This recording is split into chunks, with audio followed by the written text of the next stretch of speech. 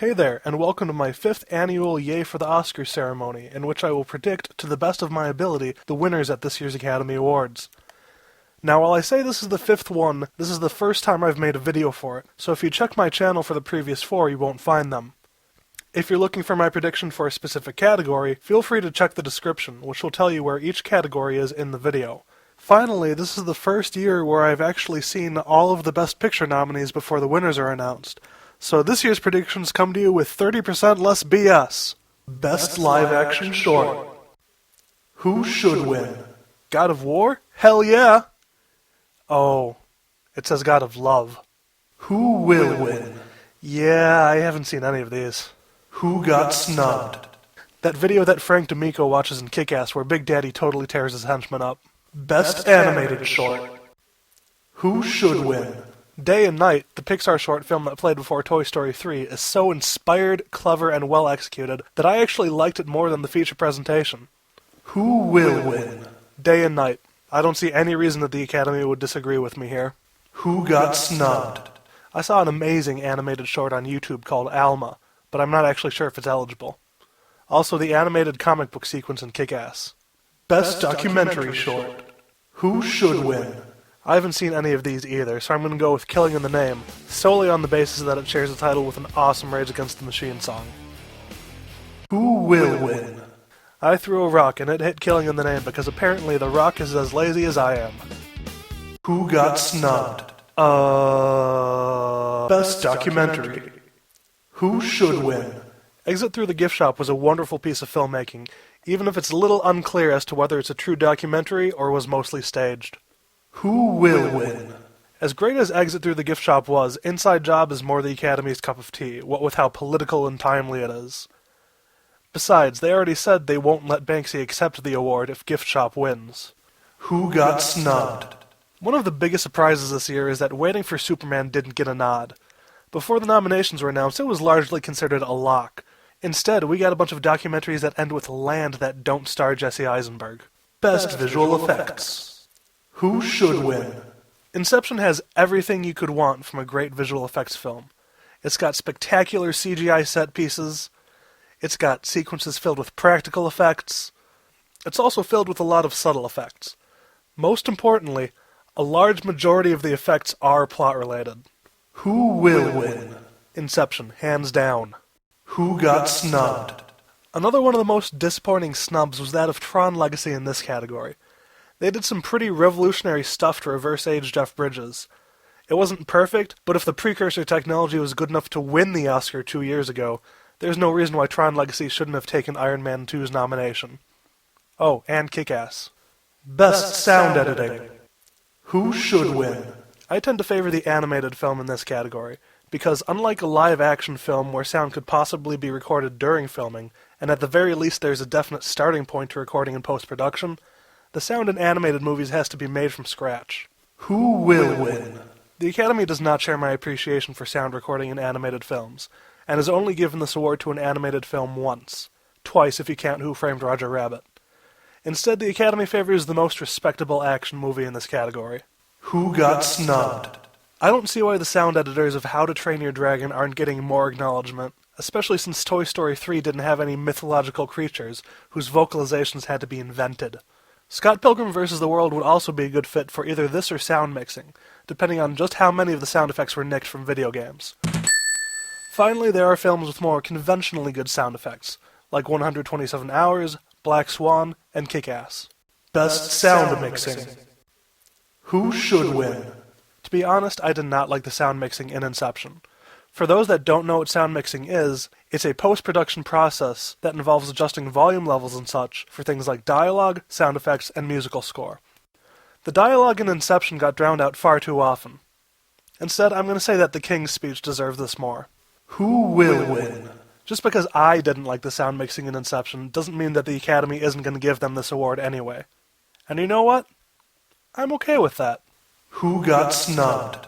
The Town probably had the best sound mixing of any movie I saw this year. Plus the aforementioned Scott Pilgrim vs. the World and Kick-Ass. Best Original Song. Who should win? If I Rise from 127 Hours is the only song I remember, and I liked it. Who will win? We Belong Together is going to win the Oscar, partially because it's Randy Newman, and partially because Toy Story 3 made everyone cry. Who got snubbed? All of the songs in Get Him to the Greek.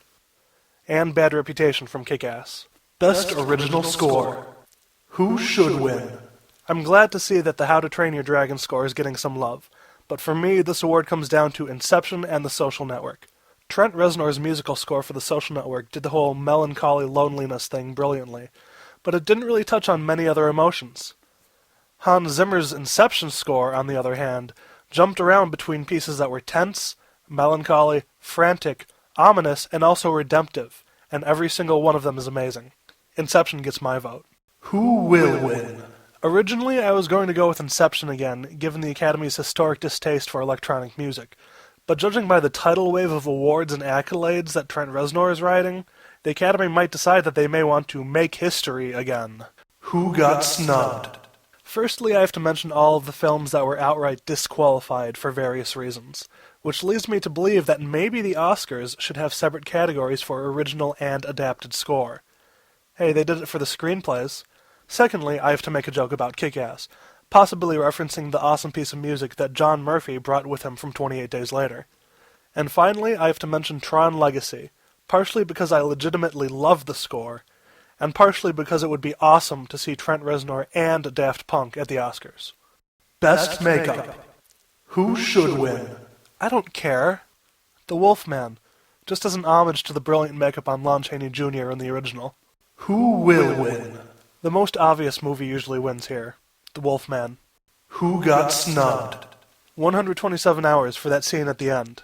You know the one. Black Swan for fairly obvious reasons.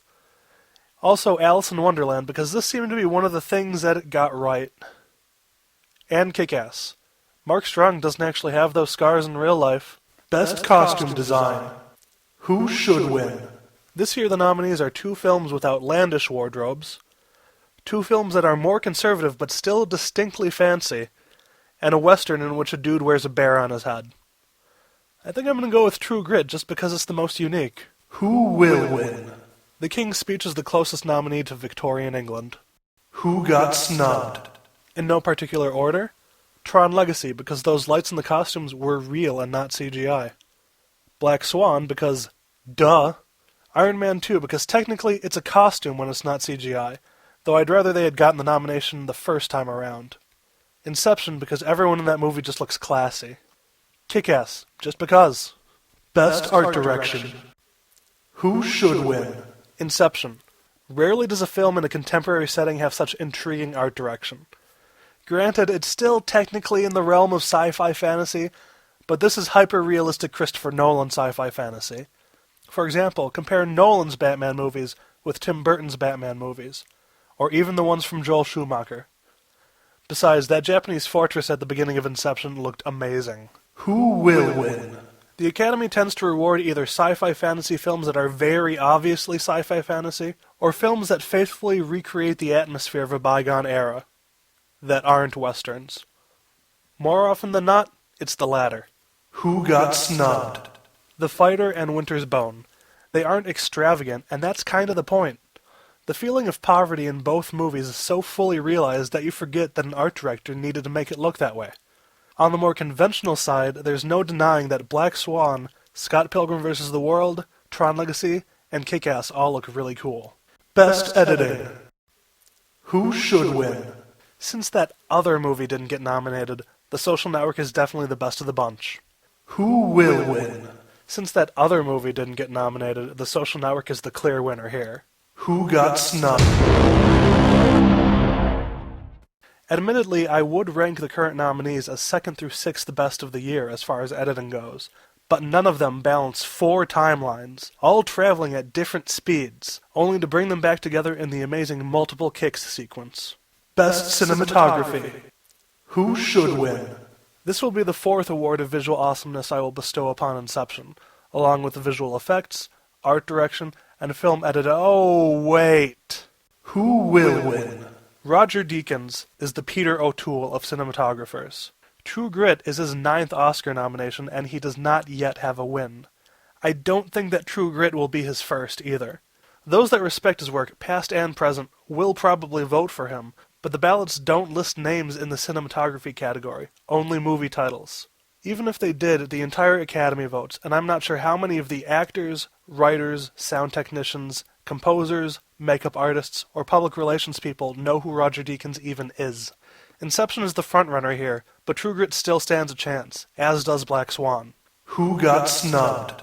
I don't understand why the cinematography in 127 Hours isn't getting more love. It balances intimate claustrophobic scenes with shots of the rugged deserts in Utah, and both look beautiful. Best Foreign Language Film. Who should win? Dogtooth has been getting the best buzz, but its disturbing subject matter definitely hurts its chances. Who will win? Beautiful is nominated for a different Oscar. Dogtooth has the best buzz. In a Better World won the Golden Globe, and Incendies is getting a good amount of praise of its own. So the clear winner here is Outside the Law. Because for the past decade, the process for choosing the winner in this category has made no f***ing sense. Who got snubbed? A lot of people are citing The Girl with a Dragon Tattoo as one of the best foreign language films of the year, but that was released in February 2009, so, like A Prophet, it was eligible last year, not this year. Best Animated Film. Who should win? How to Train Your Dragon. Hear me out here. Most Oscar categories measure a specific facet of a film. On the other hand, the Best Animated Film category, as well as the Best Foreign Film category and the Best Documentary category, measure the quality of a film as a whole. It's just that only films in a specific niche are eligible. If an animated film is so good that it gets nominated for Best Picture, it has clearly transcended its niche. It also makes this category extremely predictable. So in my perfect world, where nachos always come with the right amount of cheese, and Kesha has been burned in a landfill, any animated film nominated for Best Picture would be disqualified from the animated category. By that basis, I think How to Train Your Dragon is the most deserving for Best Animated Picture. Who will win? I wonder. Who got snubbed? Despicable Me and Tangled were both in the running for the third spot, but I wouldn't necessarily say either one of them got snubbed. Best Adapted Screenplay. Who should win? The Social Network has far and away the best screenplay of the year, adapted or original. Who will win? If the slew of other awards is any indication, The Social Network is a sure thing for the Oscar. Who got snubbed? How to Train Your Dragon, the not f***ing around crew that wrote The Town, and Kick-Ass, based on the graphic novel by Mark Miller. Best Original Screenplay. Who should win? This comes down to Inception, whose screenplay does intriguing and innovative things with story structure, and The King's Speech, which is straightforward but ultimately very solid. As a fan of bizarre story structure, my personal favorite in this category is Inception. Who will win? The King's Speech is more up the Academy's alley, so it will probably walk away with this award, though Inception's WGA win might convince them to give this to Christopher Nolan as an apology for not nominating him for that other award. Who got snubbed? Since I said that 500 Days of Summer should have gotten nominated last year, I might as well mention Blue Valentine this year, since they're basically the same movie. Black Swan also had a great screenplay.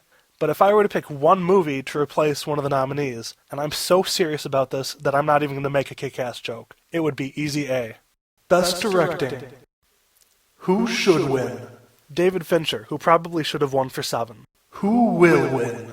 The DGA, which predicts the Best Director Oscar with about 90% accuracy, gave the award to Tom Hooper, but all the other awards have gone to Fincher, so I'm going to go with him.